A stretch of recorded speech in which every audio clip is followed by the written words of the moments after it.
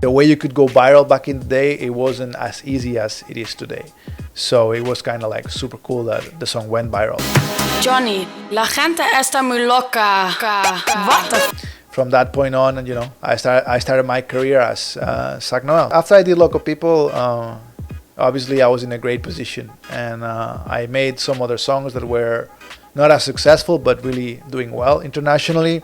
So this label from Spain, which is Sony Music Spain, they came to me with a deal. So they wanted me to be exclusive to them, and I was very hesitant to do it because I always been independent.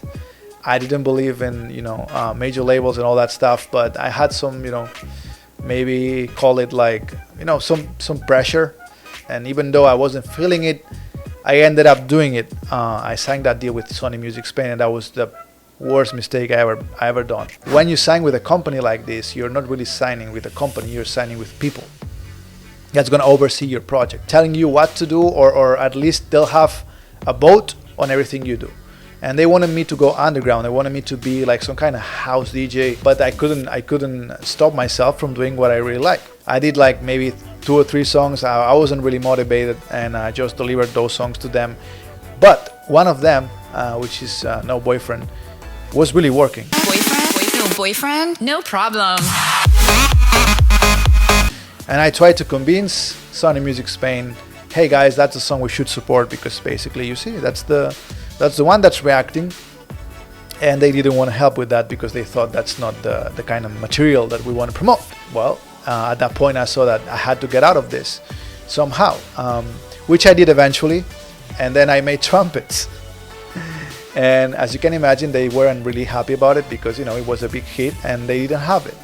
But, you know, it's just kind of karma, you could say. Make the trumpets blow.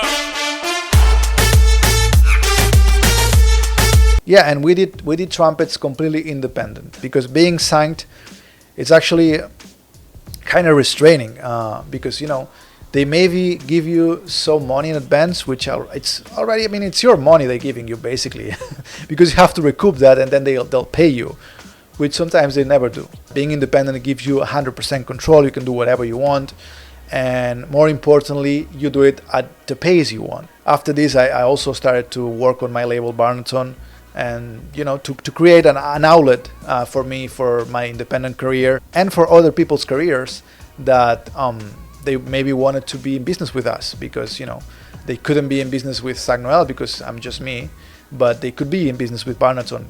So it was after we made Trumpets and I started Barnaton that I was looking for a distribution company. I read online that there were a bunch of them, and I ended up signing with TuneCore.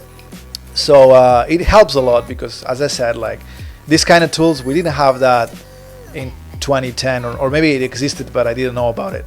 So now it's very easy to just do it. When I say being independent, I don't mean, hey, just put out everything under your label, don't talk to anyone else, and just isolate yourself from everything.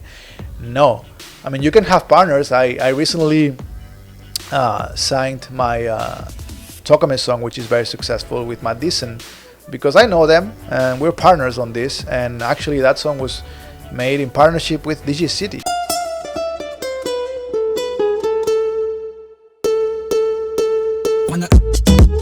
I think that's the future. Like, sometimes they have stuff that you don't have, and so you partner up, but it's an equal partnership. It's not like they own me or anything like that.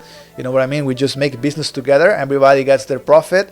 Everybody works their share, and that's how business is done. So don't take it like too literally that you don't have to work with anyone else, because yes, you have to, but you have to keep control. That's my point.